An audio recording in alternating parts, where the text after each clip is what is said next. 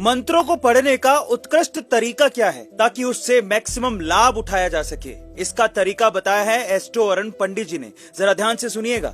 सारे मंत्र ये माना जाता है, चाहे सावड़ मंत्र हो चाहे सात्विक मंत्र हो, ये भगवान शिव के डमरू से निकले हैं। ठीक है। भगवान शिव ने, आदि योगी ने डमरू बजाया तो ये मंत्र निकले। मंत्रों को अगर आपको सही तरह से पढ़ना आ गया तो आपको बहुत लाभ होता है। अब जैसे कि एक कॉमन सी गलती, हमें ना पता नहीं किस बात की जल्दी है। ओम नमः शिवाय नमः शिवाय नमः शिवाय नमः शिवाय, ये मंत्र पढ़ रहा है, ये मंत्र पढ़ना नहीं है, ये ड्रामेबाजी है। आपको अगर मंत्र पढ़ना है, कभी भी मैं अक्सर कहता हूँ, जितना शांत स्वर में आप पढ़ेंगे उतना आपको लाभ होगा। ठीक है। ओम नमः शिवाय, ये एक रिदम है। जब आप इस तरह से मंत्र पढ़ते हैं तो इसका लाभ होता है आपको इंस्टेंट, 10 मिनट में लाभ दिखाई देता है, ज्यादा टाइम भी नहीं लगता है, दिमाग तुरंत काम हो जाता है। अब मंत्र हैं क्या? अधिकांश जो मंत्र हैं जो ज्योतिष में यूज होते हैं वो एक डायटी की प्रार्थना है।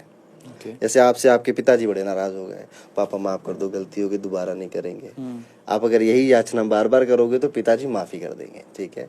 तो ऐसे ही याचना है, सूर्य देव से हो, चाहे शनि देव से हो, चाहे बृहस्पति से हो, कि हम आपका ही अंश है, हमको माफ करिए। ठीक है। और मंत्रों में जो वाइब्रेशन होती है, जब आपका गला और आपके लिप्स वाइब्रेट करते ना तो असर भी करता है। ठीक है। अब मंत्र कई तरह के हैं, महामृत्युंजय मंत्र की क्या महिमा है आप जानते ही हो। ठीक है। और एक छोटे छोटे मंत्र हैं, ओम नमः शिवाय।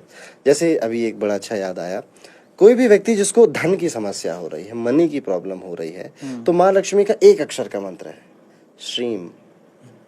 आप ये मंत्र रोज नॉर्थ की तरफ फेस करके पढ़ने लग जाओ, 20-25 दिनों में कुछ ना कुछ आपको जरूर लाभ दिखाई देगा। पहला। दूसरा, ऐसे ही लक्ष्मी सूर्य मंत्र है, ओम श्रीम सूर्याय नमः।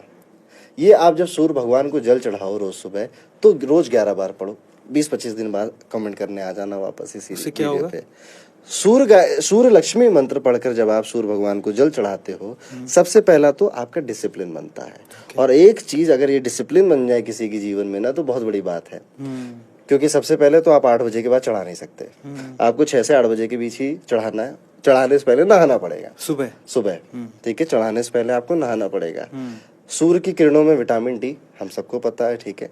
तो कोई भी व्यक्ति जो सुबह उठ रहा है, नहा रहा है, सूर्य भगवान को जल चढ़ा रहा है, और उसके बाद सूर्य की किरणों से विटामिन डी यानी उसकी हेल्थ भी ठीक हो रही है, वो क्यों नहीं आगे बढ़ेगा?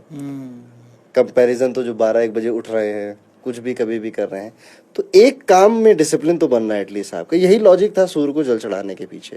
यही लॉजिक, इसीलिए सबको कहा जाता है सूर्य को जल चढ़ाइए आप। और जब आप सूर्य लक्ष्मी मंत्र का जाप करते हैं तो चेहरे पे एक तेज आता है, चेहरे पे एक चमक आती है। सूर्य कॉन्फिडेंस का कारक है, तो जिनको बहुत डर लगता है कि अपनी बात कह नहीं पाते, उनको ये उपाय जरूर करना चाहिए। तो 2 उपाय मैंने आपको बताए। एक माँ लक्ष्मी का एक अक्षर का मंत्र श्रीम, बहुत पावरफुल है, करके देखो, फिर रिजल्ट बोलेगा, मुझे बोलने की जरूरत नहीं है।